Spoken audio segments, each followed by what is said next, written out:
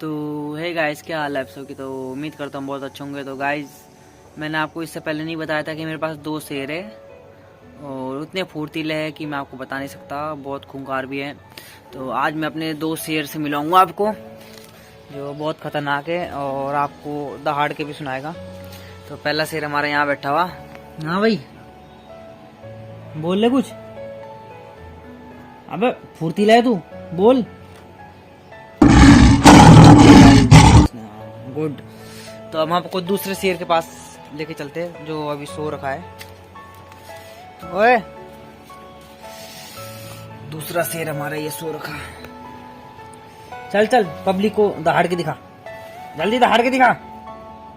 हाँ, दहाड़।